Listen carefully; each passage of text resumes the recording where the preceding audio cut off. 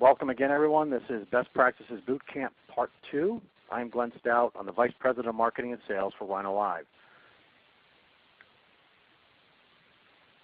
I want to thank you for joining our second in our series of webinars presented by Lender Secure. If you are new to the Boot Camp series and you're interested in viewing Part 1, please visit our website at lendersecure.com. That's lendersecure.com.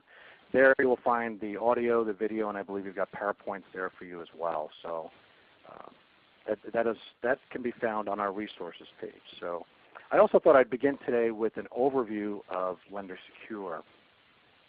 Take just a couple minutes to go through this if you don't mind. We officially launched in October of last year with the objective of assisting our industry with Alta's best practices.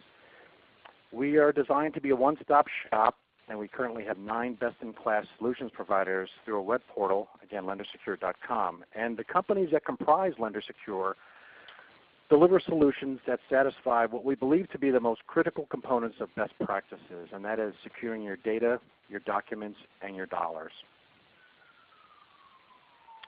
We currently work with title insurance underwriters, independent title and settlement agents, attorneys, attorney agents, escrow agents, and notaries.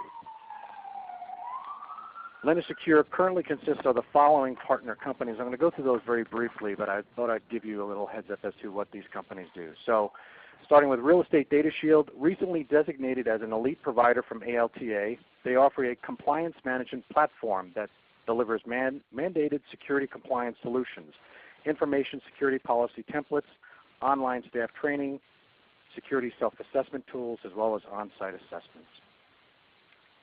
Next is Rhino Live. We are also an elite provider, and we offer a patented solution that ensures compliance with best practice pillar number 2 specifically, and we conduct an automated and daily 3-way reconciliation of escrow accounts. We have a positive pay component and much more. Iron Mountain, who will be presenting today, is a leading provider of document destruction, secure shredding, and records management. First Advantage, another one of our partners, offers a comprehensive employment background check and screening services, including criminal record searches, education, employment, and professional license verifications, global sanctions, and credit checks. Also presenting today is Security Compliance Associates, and they are a premier information security services provider that delivers world-class information security assessment, audit, and compliance services. DataMotion, email encryption solution that enables you to securely send and receive sensitive personal information from your desktop. Marble Security, and we're almost there, is a security management platform that prevents sophisticated attacks on enterprise networks via secure virtual private networks. Another presenter today is Secure Cloud Systems, and they deliver a dependable hybrid data security product by use of its micro-encryption and micro-tokenization process. Their methods protect against a mass data breach as well as many other forms of cyber threats. And last but not least, we have Stateside Underwriting Agency, and they're the leading provider of cyber liability and computer fraud insurance to the settlement industry. Okay, so Phase 1 was to assemble these 9 partners together. Phase 2, which we will roll out very shortly, we're going to be offering discount packages for those who come to the portal, and please stay tuned for what those packages will be. But there will be discount packages for those who are interested in more than one of the solutions that we've mentioned prior to. I want to remind everyone that as an attendee of the webinar, you're going to be receiving 2 white papers. The first one is called What Forms Require Protection, and that's being presented by Secure Cloud Systems. We're also offering 6 Steps to Total Escrow Security, which is presented by Rhino Live. These will be emailed out to you very shortly after the webinar today. And finally, I want to invite everyone to visit the Lender Secure website and let you know that today's presentation will be there on the site sometime next week. I also want to ask you to take a few minutes to respond to our survey that, again, will be emailed to you shortly after the presentation today. Our program will run approximately 60 minutes, and we're going to follow that with a Q&A session. So if you will notice on your screen there, I believe it should be on the lower left-hand side of your screen, there's a chat box. Feel free to send some questions our way, and we'll answer that at the end of the presentation. So I'm going to turn the program over to our moderator for today, is Chris Galata. Chris is the CEO and founder of Real Estate Data Shield. He has represented institutional lenders in mortgage finance transactions for more than 20 years. He operates a successful law firm out of New York City and launched Real Estate Data Shield 3 years ago. He regularly speaks nationally on information and data security and is a preferred vendor to leading national lenders and national underwriters. And Chris, I'll give the show to you. Thanks so much, Glenn, and welcome everybody to Best Practice Bootcamp number 2. First thing I wanted to do was just reiterate what Glenn said and share with everyone how proud both Rhino and Real Estate Data Shield are to be designated by Alta as their first and, as I understand it, only best practice elite providers to date. And I also wanted to just recap from Best Practice Bootcamp 1 very quickly some of the most important insights that our speakers shared. So Dick Reese of Rhino Live spoke in the Best Practice Bootcamp 1 about pillar number 2, compliance, and a few highlights of his discussion included escrow reconciliation must be daily and 3 ways. Positive pay is not optional, and disperse only collected funds. Good funds are not always good. Bud Walder of DataMotion, who spoke about encrypted email, best practice pillar 3 compliance, had another few points that he shared that were important that I wanted to reiterate. Regular email in transit is not secure. It can be intercepted and read easily by a hacker. When you send emails containing non-public personal information, you need to encrypt it to keep the text of the email as well as its attachments secure and FTC best practice pillar 3 compliant. The good news is that encryption is easy to use, easy to implement, and cost-effective as a subscription service. The third speaker from Best Practice Bootcamp number 1 was myself, Chris Galata, Real Estate Data Shield. And what I spoke about was information security laws. And a few things I'd just like to highlight is, 1, Graham-Leach-Bliley and FTC regulations requiring the safeguarding of customer non-public information have been in effect since 2001. So our industry is roughly 13 years out of compliance. Number 2, written information security policies and procedures and staff training are required to meet the regulatory mandate and to safeguard non-public personal information. And point number 3 that I made was that lenders have identified best practice pillar 3, information security, as the top concern. And as our industry handles extraordinarily high amounts of highly, quote, toxic documents containing the most sensitive non-public personal information, the time is now to embrace compliance. The cost of a breach can be business threatening. So as we move forward and we see that we're now in, as Alta's described it, the year of implementation, our industry needs to really raise the bar, get compliant, and start evidencing it. One of the points I've tried to make is that compliance, in my view, is now the new marketing. So what I would recommend to everyone out there is you work on the toughest pillars first, knock out the other pillars on your own, and then once you have that evidenced and documented, don't sit back and wait. Get that out to your lenders and let them see what you've done in order to protect them and show them that you're mindful of the regulations they come under that make them responsible for us as an industry, and that you've gone to these lengths to prove that your company is compliant and not a risk vector for them. So we're going to move into today's discussion now. And our first speaker is Jim Bram from Security Compliance Associates, and he's going to speak about security assessments. Jim's company has done more on-site security assessments, I believe, than any other company in our space, and understands his security engineers who go out and do the assessments understand the unique workflows, data flows, and risk vectors that title and settlement companies frequently encounter. And what makes them very unique with that knowledge is that they know where to look, what to recommend, and how to make your company secure. And it's not just a general or generic security assessment. Jim's company is a premier information security provider delivering world-class information security assessment, audit, and compliance services. Security Compliance Associates brings leading-edge technology, industry best practices, and depth of experience to each client's specific need. Jim Bram is the CEO of Security Compliance Associates. Jim runs the day-to-day operations of the business and ensures that product and service deliverables are competitive and better than advertised. Jim, would you lead us into your presentation, please? Yes, I sure will. Thank you, Chris, and thanks to all the participants in today's webinar. I'm going to spend a few minutes this afternoon kind of discussing what a typical assessment process would be to comply with ALTA Best Practice Pillar number 3. You know, as you all probably know at this point, it's one of the most challenging pillars, and in most cases, it's recommended that a third party come in and provide this service. So if we can get a slide there. I'm just going to walk through the typical assessment process. And, Glenn, if you could move it to the next slide. There we go.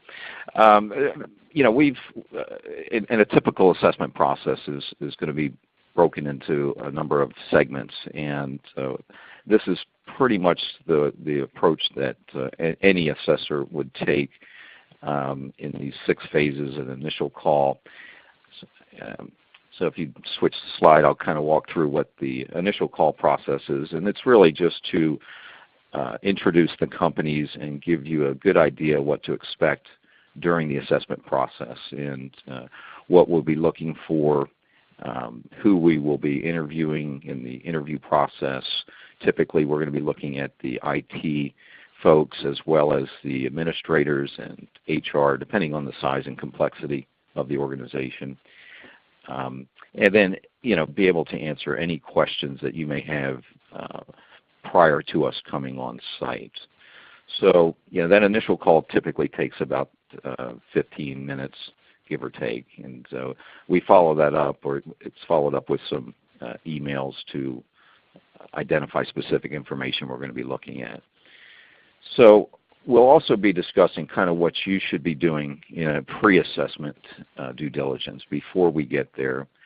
We would want to have you either review and update your information security policies and procedures and make sure that they're up to date if in fact you have them in place. We would have you review your network topology and ensuring that the security devices are configured correctly. Check your web content filtering, ensure that firewalls and if you do have what we call IDS, intrusion defense systems or prevention systems, that they're configured properly, and clean up your administrative account names. Those are some things that we recommend prior to coming on if it's possible, and depending again on the size and complexity. These are some of the elements that we'll be looking at. As really part of the assessment is a comprehensive view of your organization's security posture, and both from a technical, administrative, and physical perspective.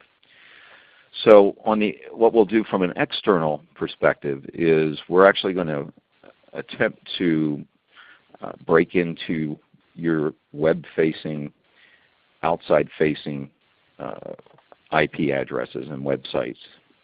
And what we'll attempt to do is basically provide proof of how you cannot be exploited. We'll test IP addresses and identify vulnerabilities that exist within those and look for common weaknesses that someone from the outside could actually get through and penetrate into your environment. We'll test, again, if you do have an IDS, an intrusion defense system, or prevention systems, we'll be testing those. Typically we want to see if the thresholds are accurate, because we're going to come in and tap through lightly on the network and then increase our threshold as we kind of ramp up the attack, if you will, and want to test to see how the IDS performs in that, and make sure that if they do see us coming in, that there's an alert mechanism in place to contact the appropriate folks in your organization and let them know that somebody's tampering coming in from the outside. We also will, at this point, look to do a social engineering exercise, and we're doing 2 things there. We're testing the employee awareness of what to look for in a typical social engineering scheme. These could be spear phishing or phishing. These are email attacks looking to gain basically passwords and credentials of individuals, and this is one of the most common attacks that's going on right now, and one of the most successful attacks that are going on. We've all heard of the large breaches and even some of the smaller breaches, and a vast majority of these are caused by social engineering and then being able to infiltrate into the networks and populate them with malware and viruses and such. So we'll be attempting that through phishing emails, and then we'll look at some pretense calling where we'll try and obtain sensitive information via the telephone, pretending that we're somebody we're not. Okay, so then after the external assessment, we're going to actually come on site. And I say we, this is going to be any typical assessment company. So they'll start with the physical assessment of the site, walking around the facility, looking at the various entry points and defenses, if there's cameras, if there's proper lighting, can people see through the windows, can they see screens that are visible through the windows, these types of things. And then we'll come in and do a physical walkthrough of the environment, find out where all of that data is in paper all over the organization, and passwords that are underneath people's keyboards and this type of stuff. From there, we'll do an actual internal vulnerability scan. We'll test every device on the network and look for common vulnerabilities that appear both on servers and on workstations. We'll conduct interviews with management and IT staff. You'll look at workstation reviews. Can people disable their antivirus? Do they have antivirus? Do they have proper content filtering? Can they go out to websites at will, download malicious information and potentially damage your network? We'll look at policies and procedures that are in place. These are common administrative components to a good security environment. And also look at, again, the servers and make sure that servers and all of the devices on the network are configured properly. Go to the next slide. So from that exercise, a report will be provided which will identify detailed findings of all components of the assessment. And we'll follow up with a couple samples of reports here, but identify basically your whole risk of what your security posture looks like from top to bottom, starting again at an administrative level to a physical level to a technical level. And you'll identify these items and then hopefully get recommendations for how to remediate them, and in a priority that makes the most sense. And what I have to emphasize, what is realistic for your size of an organization. There's various sizes and complexities of your companies, and the law requires that you protect it based on the size and complexity and the reasonableness of your environment. So we will conduct a report, prepare a report for you. I'm going to quickly go through these next 3 slides just to identify the various areas, and I don't think they show up very well.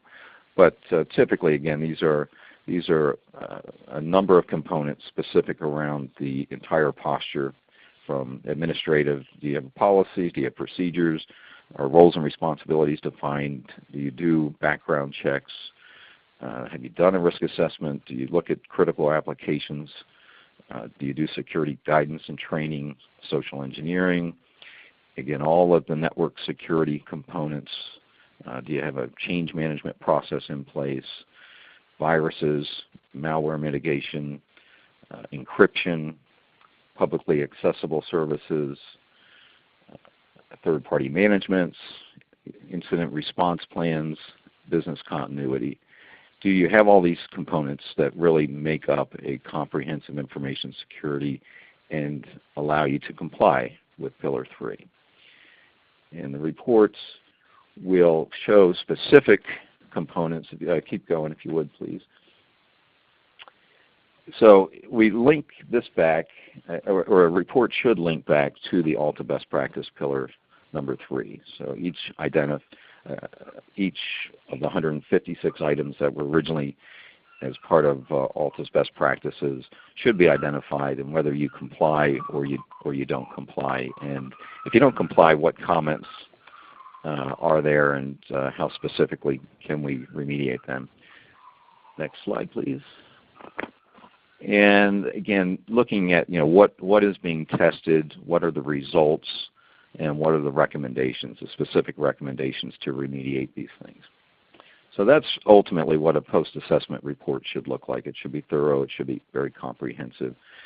The folks that should be doing these assessments should be experts and trained in information security with specific designations of security expertise, such as a CISSP, a CISM, certified ethical hackers, certified fraud examiner. These are the types of credentials that you want the organization to come in and provide this assessment services for. And lastly, once this assessment is done, there is going to be some findings, and there's going to be some open items to complete, and we typically call this a gap analysis, where we're identifying gaps that have to be addressed and remediated in order for you to be compliant with Pillar 3. And so you look at, again, based on size and complexity, what the shortfalls are, what the vulnerabilities are, what are the highest risk vectors that you need to deal with. Typically going to want to bring your IT folks in and help with the remediation process and address any non-technical shortfalls. Again, a lot of things that we're seeing is folks are either partially through this process, not at all through the process, and there's a lot of components that need to be put together. And then you want to document the remediation steps that are being performed. I think the lenders are going to be looking to see that you're taking proactive steps. I think the key here is not to try and be perfect, but it's to do something. And an assessor should be able to follow not only ALTA's best practices, but really the underlying law, which is Gramm-Leach-Bliley Act, which is what the lenders are required to adhere to. So they should be symbiotic as far as the assessment process should link directly back to the law as well as ALTA's best practices. There also should be a component to the assessment, which is ongoing support. As people identify weaknesses and gaps within their security posture, they need a place to come back to and ask questions and help through the remediation process. And you should have that available to you. So I'm going to talk a couple of minutes about some of the findings, the typical findings of what we're seeing out there. As Chris mentioned, we've done a number of these, just under 50 so far in the last year. So a couple items that we're seeing: information security policies and procedures are incomplete, or they're outdated, or they're fragmented. There is no backup plan. There's no disaster recovery policy, a documented policy in place. Shortfalls with antivirus, meaning employees can disable it, or that there's no antivirus on the server. There's lacking or limited firewalls, or there's no monitoring of the firewalls. There's no event logs, or there's no intrusion detection services or systems in place. You keep going, one more slide. A classic one is just allowing anyone in the organization to access all files on all servers, so not using permissions appropriately and exposing data to all the employees in the organization when they don't have the need to know that. Also, we see a lot of folks coming in through wireless access points, being able to access the entire network. That should be restricted to a need-to-know kind of basis. Employees providing usernames and passwords to other folks, so you really have no audit trail. When something does happen, you find out that everybody's using the same password and you have no idea who did what. Another classic is just the security patches. Systems are made up and vulnerabilities are found on a daily basis, and patches are presented to your IT organizations on a regular basis, and those patches should be applied and updated to the systems on a regular basis. And we see where that doesn't happen, or it happens very irregularly. And lastly, we see that there is no due diligence on any third parties you're doing business with, so that when you look through how you're selecting a vendor, there's no formal process to identify the components that you should be looking for.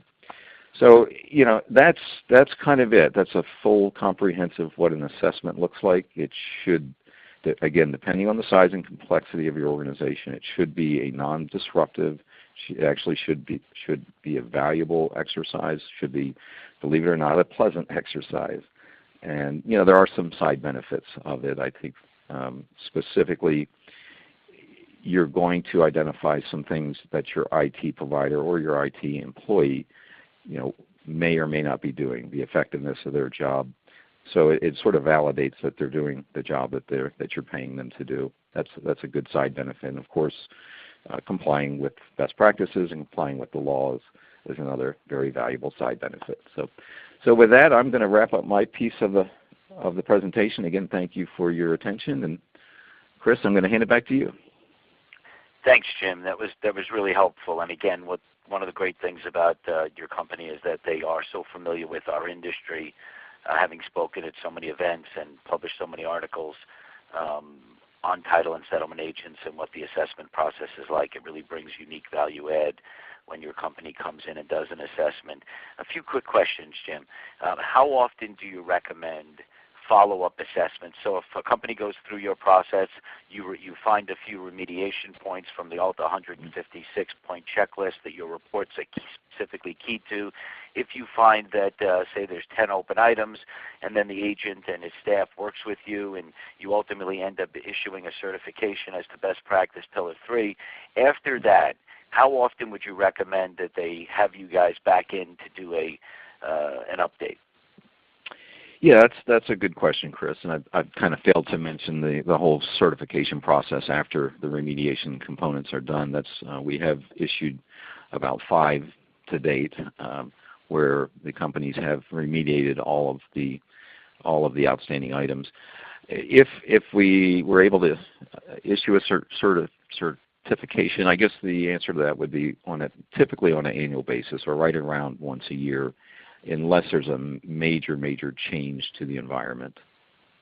Okay, great. That's really helpful. I'm sure we'll have more questions for you during the question and answer session. Our next speaker is Steve Russo of CertainSafe, and Steve's going to be talking about protecting non-public personal information, and specifically some technology solutions that you should be aware of to help you do that. CertainSafe delivers a dependable hybrid data security product by use of its micro-encryption and micro-tokenization processes. The methods are the strongest and most trustworthy solution to protect against a mass data breach, as well as many other forms of cyber threats. Steve is the Executive Vice President of CertainSafe and is a leading industry expert in secure file sharing. Steve has a keen ability to analyze a business model, build the right team to execute, make tough decisions, and has a proven ability to deliver impressive results. I've met Steve and worked with Steve over the last few months, and one of the things I like most about Steve's company and their products and Steve's approach to data security is it uniquely assumes that at some point there will be a breach. And what Steve's going to discuss today, among other things, is if you assume there's going to be a breach, how do you protect your network so what's taken or migrated out isn't non-public personal information? And so Steve's going to discuss that and some other security points for us. Steve, welcome, and lead us in. Thank you, Chris. Good afternoon to all. Thank you for joining this Best Practices Bootcamp number 2. In this brief session, the information that we're going to go over, you could see there's an outline up on your screen at the moment.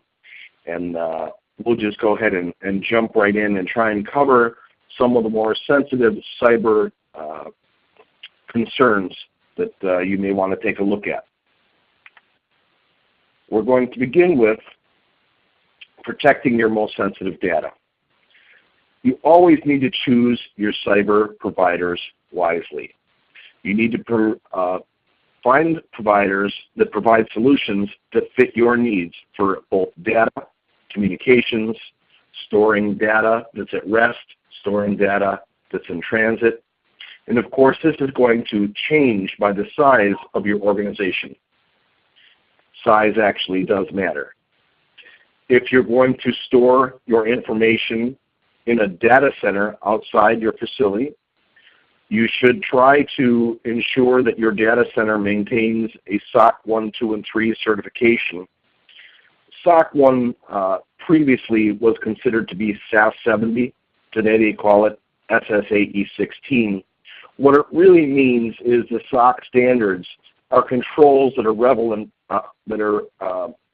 to audit and primarily financial statements. SOC 2 and 3 address controls relevant to operations and compliance. So it's just ensuring that you have a high quality, well-protected data center. In addition to that, choosing your providers wisely, I would suggest that you look for one that carries HIPAA certified standards, especially with your document storage, so that when you're working on storing your sensitive data and some of this sensitive personal information, you can also use that same product for storing your HR documents and remain compliant on that end. You want to engage experienced experts that are, of course, helpful and knowledgeable to you. You're not expected to be cyber experts. That's our job. So you want to get someone that will work closely and guide you to make good decisions. You want to look for an organization that is not filled with subcontractors. Most all companies should have their work performed by their employees on the cyber side. So in other words, if you're looking out for a cyber provider and you go search their site and you see that they do assessments and web hosting and email, and heck, they'll even make you a website, they're probably subcontracting quite a bit of that work. So take a look at how many employees they have providing the variety of services that they offer, just to ensure that your cyber provider is actually truly the cyber provider, not hiring someone else on your behalf. Understand the need, the methods in which they help protect your communications, protect mobile devices in addition to stationary desktops. Many of us today, a vast majority, are using an Exchange service or an Exchange server, Outlook 365. Well, when you're at your office and you're protecting your email communications, you're behind typically firewalls that are doing somewhat of a job to protect from the average hacker. But once you walk out that space, if you have your phone, your tablet, your laptop, and you're using it outside the confined space of your office where you may have a firewall, your information is exposed. We'll now move on to passwords. How important is a password? You may have heard conversations about passwords. Passwords tend to be very frustrating to some folks. For example, when you log into your bank or you log into some secure service and the service says to you, your password is no good. Please add a capital letter. Please add one number. Please add a special character. Well, there's a reason for this, and you need to pay attention to it. Your passwords should always be a minimum of 8 placeholders. Those 8 placeholders should be a combination of a minimum of 1 capital letter, 1 number, and 1 special character. A special character could be the @ sign, a pound sign, a dollar sign, a percent sign, any of those special characters within your keyboard. When you use this process of using a minimum of 8 placeholders with a combination of a capital letter, number, and special character, you make the hacker's job exponentially more difficult, because the combinations of potential passwords as they're guessing your password to try and access your system grow significantly. And that's what really helps to deter easy password acquisition. Again, you never want to use just a common and easy to remember phrase. You would be amazed how many people in the world use the word password for their password. Don't do it. Make sure that you're being smart about your password. Change your password at least every 90 days. Systems are being executed that are very sophisticated, and we have computers today that are much more powerful than in the past. Change the password so in case someone was attempting to attack your system, you make it just that much more difficult for them. And carry the above guidelines on for all that you can oppose them upon. Your employees, possibly those that you're sharing sensitive information with, anyone that you're involved with in communicating back and forth sensitive documents in and around your business, you want to also make sure that they too are protecting their passwords and being sensitive to the importance of passwords. Because the reality is, if you are working with another entity and somehow that information gets compromised, there is the potential possibility that you get dragged in, your firm gets dragged in, and that's just not a good place. So always pass that information along and try to get people to follow. Let's talk for a minute about what documents require protection.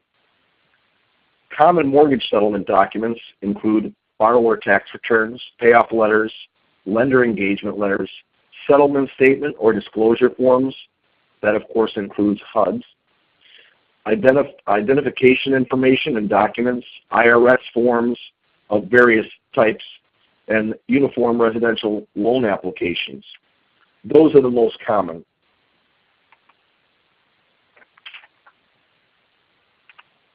Whoops, sorry about that. Additionally, common title documents include identification pieces such as driver's license, passports, title order forms, payoff letters, title bills, recordable documents, affidavits, escrow agreements with tax searches, and real estate transfer tax forms.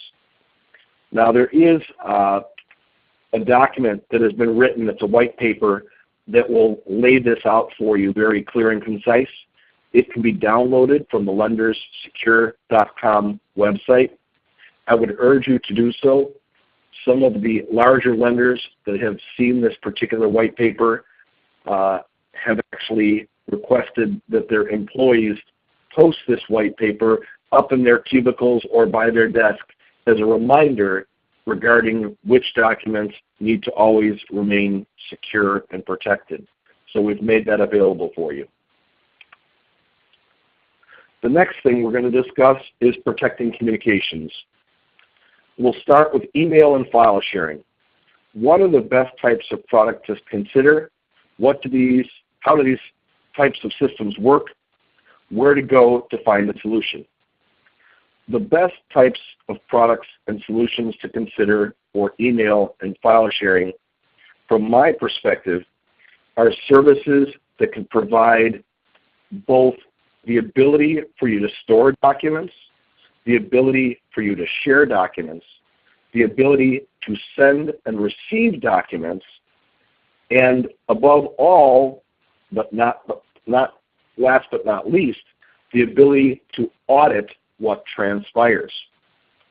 There are many email services out there that protect information through encryption, as Chris earlier alluded to. I would urge anyone that engages in email encryption to find a service or a platform that can protect not only data in transit, but data at rest.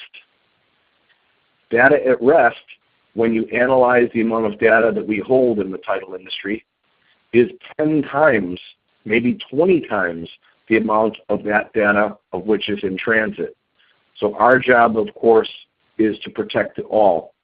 So I want to be sensitive to that, to suggest that you try to find a vendor who can provide those services for you.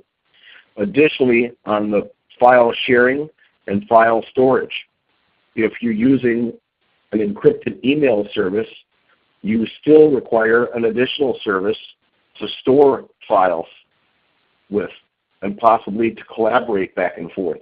If you can find a platform that provides all of those services in one, it's a much more economical solution. The way some of these systems work, especially when you are looking to provide security for data in transit as well as at rest, it's a platform type service. It is a service that you log into. Although there are some technologies out today and some additional ones that will be coming out in the very near future that will allow integration into your Outlook if that is an email service that you currently use. Where to go to find the solution? Well, you can certainly come to Secure Cloud Systems. We have these types of solutions for you. There are other providers in and around the industry of which you can find as well, but I urge you to look for a solution that can provide you the full realm of what you need at an affordable price. Implementation of these services depends on scope. You need to first create a security policy. Whether you're a large company or a small company, you should have an exit interview checklist.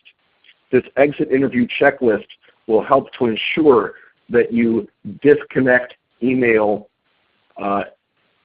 to those that should not have access if they leave the company.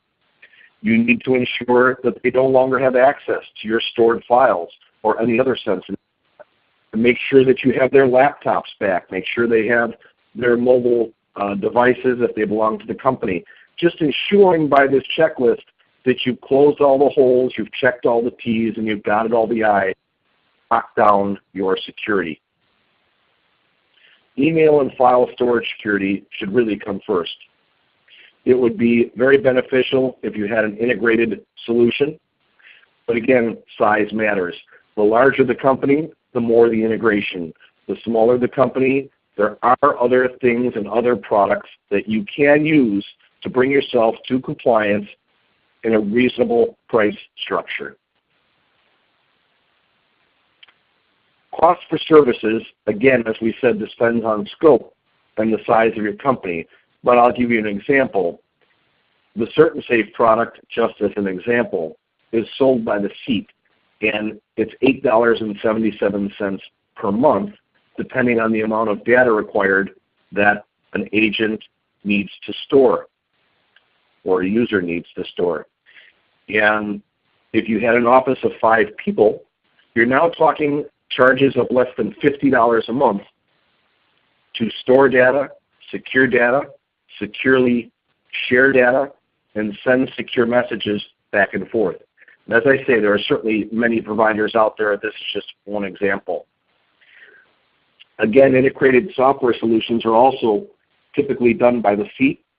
Depends on how many employees are accessing data, how much data is moving back and forth, how much data is stored, and the actual wear and tear that goes on the service provider's servers. So that is a solution from the integration standpoint that can run anywhere from $500 a month, and I've seen up to $10,000 a month for very significantly sized companies. So your company is going to fall somewhere in between. As I say, with regard to that, size matters. And with that, please feel free to email me if you have any cyber questions that I can answer for you in and around your firm. You can see my email here as listed below. We are an educational company. We spend a lot of time working toward educating the industry. We work closely with the MBA to help formulate guidelines for the banking industry. We work closely with Alta. If you stay tuned, you see plenty of white papers that have been produced by Secure Cloud Systems. There was one from October Research that just went out today via the title report talking to CEOs and what they need to do to protect themselves. And with that, my name is Steve Russo, and I thank you very much, and I will turn it back over to you, Chris. Thank you, Steve. That was great. Our next speaker is Stephen Wesley from Iron Mountain, who's going to speak about document storage and security. And Iron Mountain is an information management services company.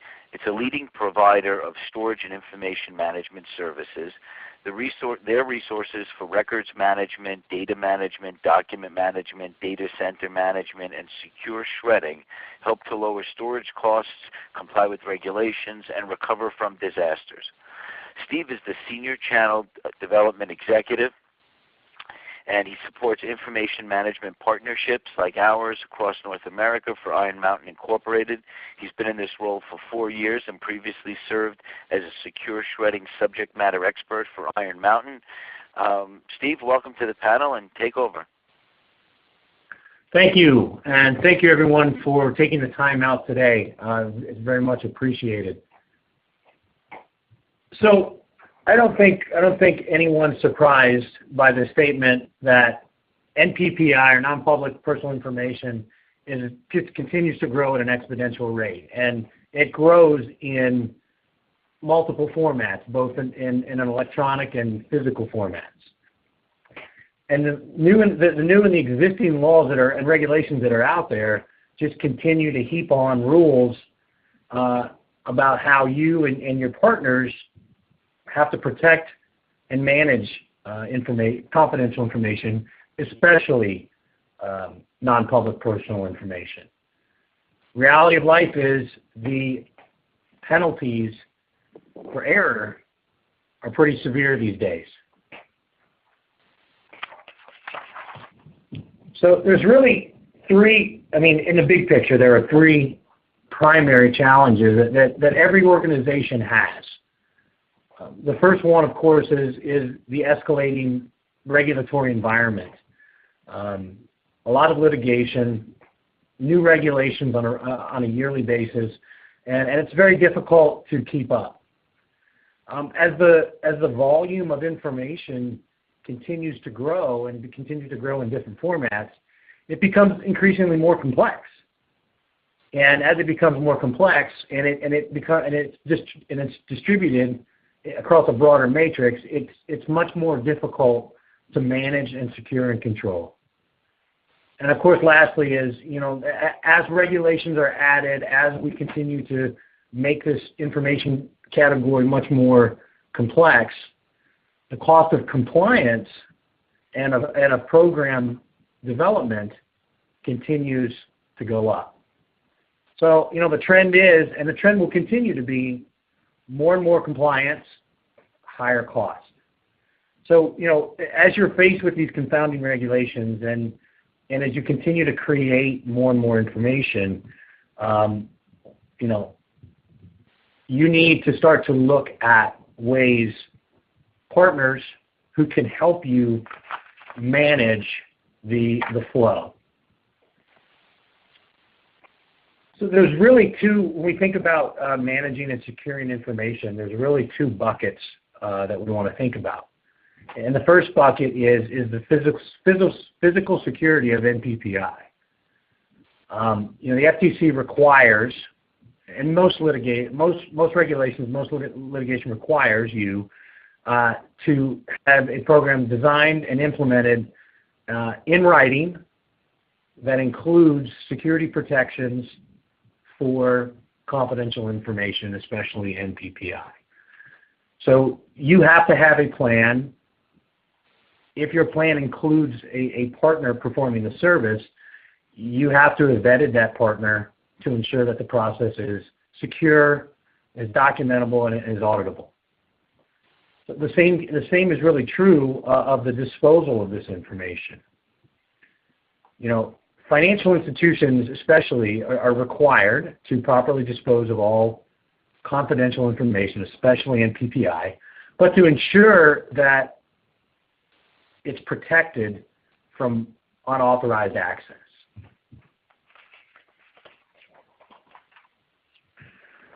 You can outsource the task, but not the responsibility. This is a quote taken directly from the OCC bulletin from 2013. And this bulletin was very critical to reinforce to vendors who are an extension of any financial institution.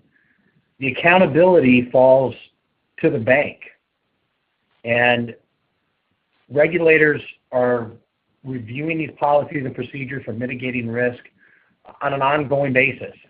I'm sure many of you have probably noticed you're getting those kind of questions. Perhaps you're being audited, but at least you're being asked about your compliance. So, the big impact is that the banks are going to continue to look deeper into all of their relationships, and they're going to continue to ask questions. They got to make sure that their vendors are complying with the regulations, and they can feel good about continuing to provide you with that customer data.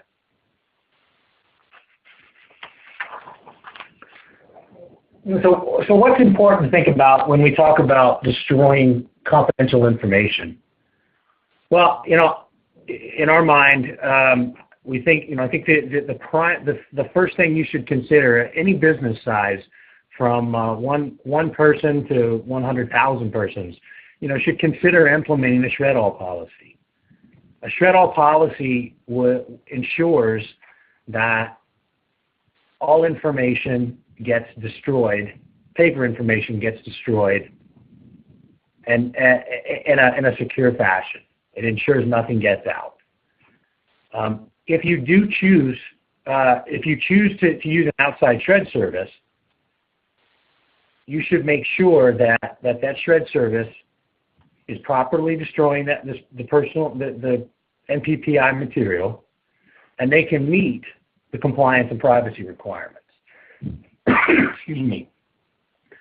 You have to vet them out, and you have to be sure.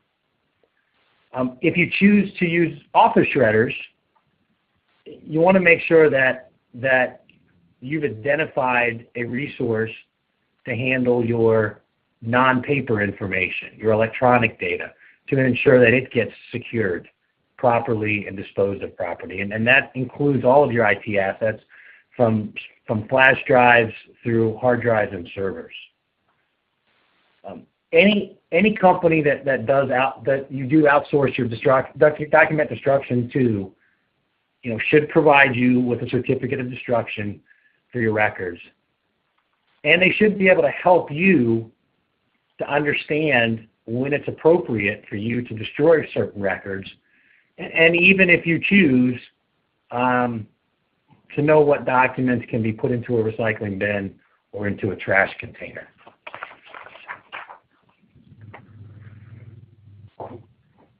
So when we talk about a storage partner or storing your information, the reality of life is you just can't save everything. As the data continues to mount, you can't save everything. It's important to clearly identify what records are vital and can be stored and need to be stored and protected, and what records you need to keep on hand for a business use, because you need ready access to them. It's also important that you define access levels. You should set policies for individuals within your organizations to have access to pieces of data. Everyone in your organization should not have access to all of your data. It's important to develop retention policies for all your records, and that includes digital records, not just physical records. And of course, as we talked about previously, disposal of these records is very critical, and it's very critical to be done on a regular basis, on a scheduled basis.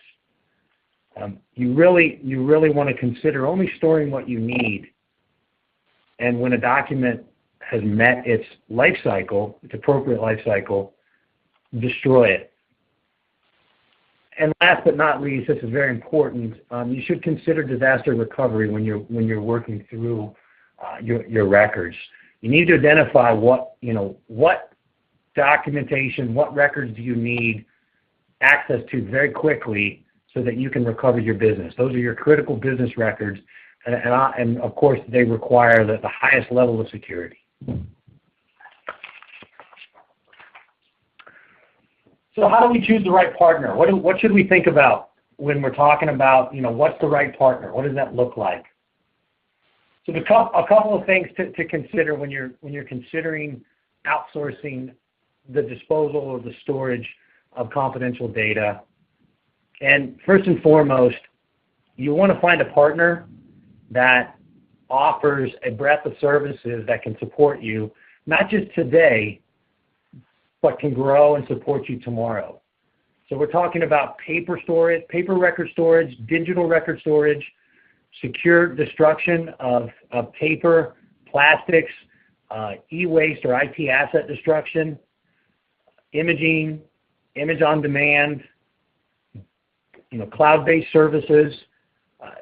You have to look for a vendor that can provide you a complete solution across all of the information that you're handling and you're managing. The next important concept would be, ensuring any vendor you pick is certified. Look for the industry certifications. Ask questions. Are they certified? Are they audited? It's very important to ensure a level of consistency with your confidential information. The third point is security. This is a critical component as well. When choosing a vendor, you want to ensure that the vendor maintains a secure environment. Visit their site. See where they store your material or where they destroy your material. Understand where their trucks come and go. Are their facilities secure? Do they have policies and procedures in place to ensure access is restricted to only those who have a need to access data? Are their employees vetted?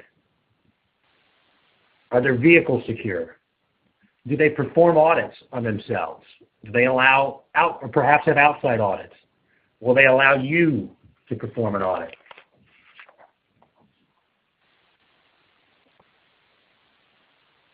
Any vendor you choose should be able to help you with a need assessment. They should be able to provide thought leadership and guidance to you based on the specific type of information, policies and procedures that will help you to manage your volumes. They need to show a demonstrated chain of custody, regardless of the data type. Chain of custody means from your site to their site. Any vendor you have should have good reporting, and again, good audit records. Should be able to advise you on how best to audit your records. Again, thought leadership. Thought leadership is very important, and I tie thought leadership and technology together because I think that they're key to this industry. As technology continues to evolve, the data is going to evolve with it, and the skills needed to protect it has to evolve with it as well. And you have to have thought leadership, and you have to stay ahead of that to ensure that the data is always being protected. It's very important. The last component of this, of course, would be cost.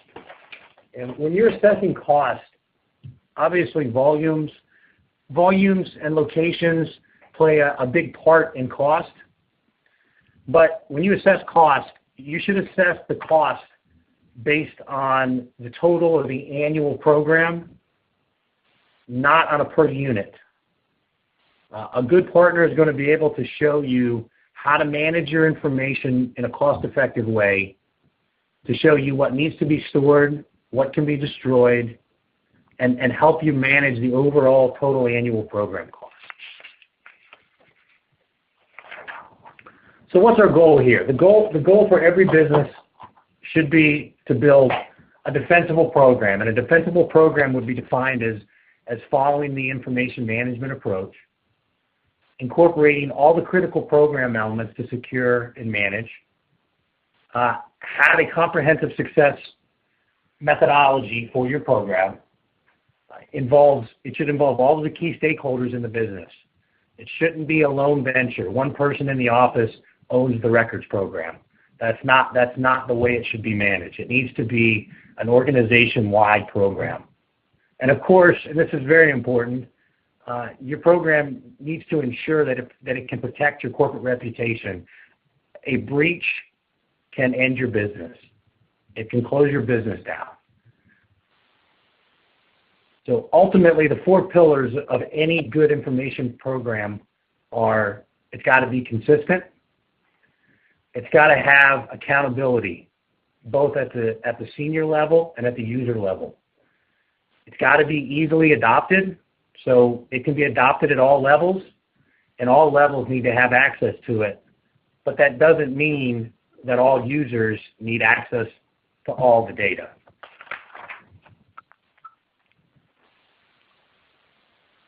So I want to thank you for your time today. We exist to help, and if there's anything that Iron Mountain can do to assist you with your program needs, we would welcome the opportunity. Thank you. Chris? Thank you, Steve. I appreciate that. That was very helpful, informative. You know, 2 big things here is that the FTC has a disposal rule, you know, as you've alluded to, so that one thing our members and our participants here on the webinar should know is that as title and settlement agents, we do come under the FTC disposal rule. And again, that doesn't apply just to paper. It includes digital media. So we should be mindful of how we're disposing of our data. Another thing is that most of us who continue to store paper documents for 7 years or so have to be mindful that that facility that it's stored in has to itself be secure, have staff with background checks, have gone through all types of security clearances, and have all the appropriate measures in place to safeguard your documents, which for 7 years are out there with that non-public information in it. And Steve, that's why we appreciate your insights here, because that is a key vulnerability in our industry, given the documents we keep and need to hold on to through a storage facility like yours for up to 7 years. The next thing I'd like to do is we're done with the main part of the presentation. I'm going to pass it back to Glenn, who's going to open up a Q&A session for us. Glenn? Yeah, thanks, Chris. So this, as Chris mentioned, this concludes our regular part of the presentation today. For those who wish to remain on, we do have a couple questions in the queue that we're going to address. I did have a general question that had come in during the presentations, and that was when and if the slide presentations and our video is going to be available, and that should be sometime next week.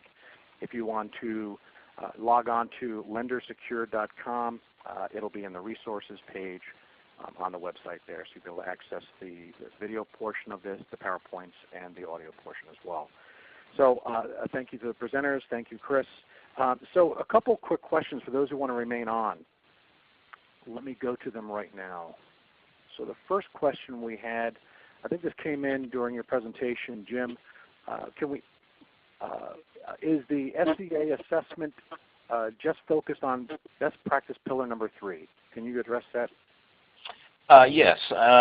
You know, originally that's where we started, and as we were out conducting the assessments, a number of our clients asked us to help them with the other 6 pillars, and we have done that. So in the last 5 or 6 months, we've adapted to expand our services to help the clients put together a nice binder and a nice booklet that complies with all of the pillars. So the answer is yes, we do go beyond pillar 3. Great. I'm going to switch over to the slide real quick here. Okay. The next question we had here is pertaining to pillar number 3 again. Does this require an outside assessment certification? I'll open it up to the group there. Jim? Yeah, Chris, you want to weigh in on that one? You know, my opinion, it's obviously going to be very biased, is that you know, you can do these internally. I don't believe there's a requirement that a third party do it. I think it's a highly recommended activity because of the complexity and the depth that's required to comply with pillar 3. But sure. So we all know that Alta has developed a self-certification process, forms, and checklists to enable us as a starting point to ensure that our companies have in fact become compliant. If there's one pillar that the lenders have said they're most concerned about, it's obviously Pillar 3, information security, for two reasons. It's the most challenging, but also because it's the one pillar that's got a legal mandate behind it: Gramm-Leach-Bliley, FTC, privacy, disposal and safeguard rules, as well as 47 states who now have data breach notification laws. So if there's one pillar where you want to really bring in an outside company to second guess and work with your in-house or outsourced IT consultant, it's certainly best practice Pillar 3. The lenders, with regard to national vendors, have already doing audits and assessments of those large national title and settlement vendors. They haven't, as we know, en masse come down and pushed out their actual requirements for assessments to the smaller and mid-sized independent title and settlement agents. There are some exceptions, as we know, some one-off banks that have sent out letters typically mimicking the 7 pillars of best practices. And my recommendation is that you self-certify as a starting point. Your next step is you work with a security assessment company to do a security assessment of your company, because that's certainly going to be required if the banks go to the next level. And remember, no matter who the banks choose to come in and do an assessment overall, if it's for the 7 pillars, you need to have worked already with a security assessment company to ensure that you're already up the curve. And then you need to work with solution providers like the Lender Secure members who can provide the data security and escrow fund security solutions to actually make you compliant.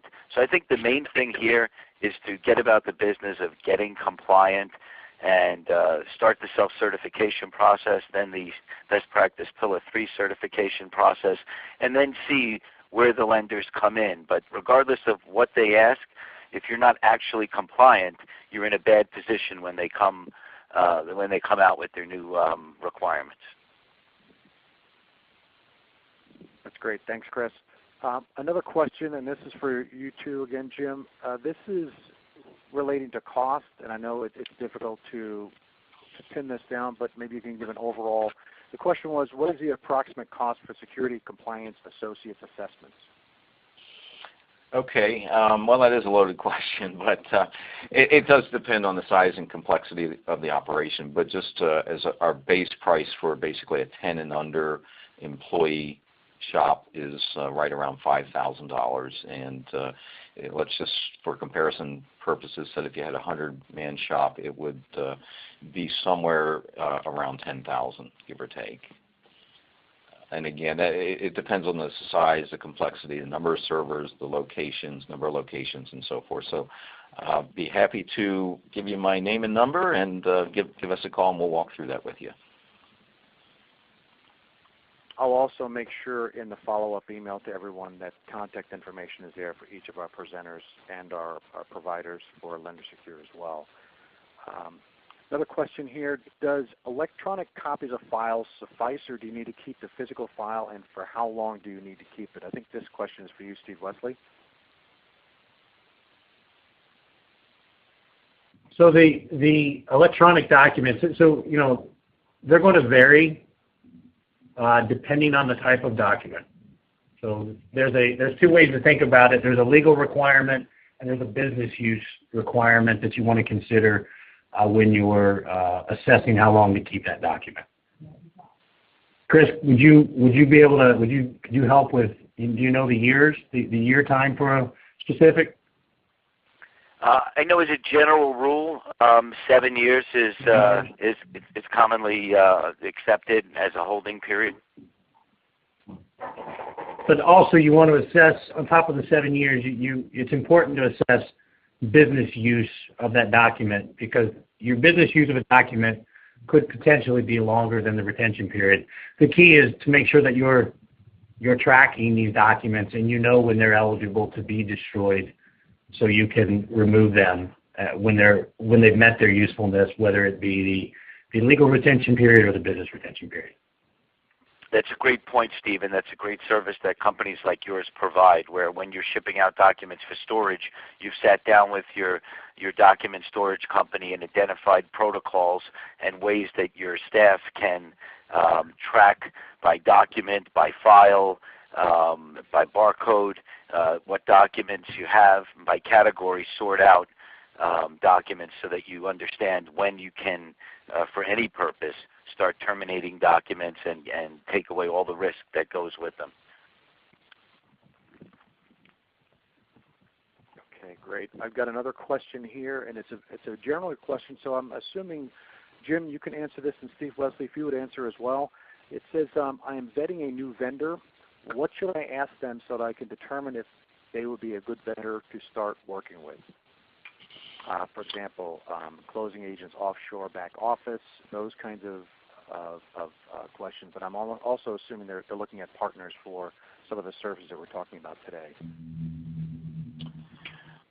Yeah, I think this is Jim, and we offer a third-party due diligence sort of process and education checklist, if you will. But you want to be able to look at, again, it depends on the vendor and what the purpose of that vendor is. But do they have secure facilities? Have they gone through a security audit and assessment, maybe up to including an SSA 16, and that should be reviewed. Your contract should be reviewed to ensure that there's proper confidentiality and non-disclosure components in that. The financial condition of the company, insurance, those types of things, and we'd be happy to share with you a more detailed checklist. But it's really looking at their security, looking at their contract provisions, and looking that they're a stable, established, financially secure, insured company. Yeah, no, this is Steve. I think that's spot on. The only thing I would add is the company that you choose, should be able to help you assess your needs clearly and have a solution that will fit your needs, as opposed to trying to stuff you into a stock solution. Your needs are going to be different than the next business, so it's very important that the solution provided is dedicated just to your business. Okay, thanks, gentlemen. I've got another question that just came in. Their question is, are there documents not eligible to be destroyed once they are converted to electronic documents? I'm going to just take a crack at that. Chris Galata here. Some of that depends on your agency agreement with your underwriter. So I would check, if I were a title agent, I would check with my underwriter to make sure that they're okay with that. If I were an attorney, I would look to the rules for attorneys. But I know that more and more companies are going to a cloud-only format.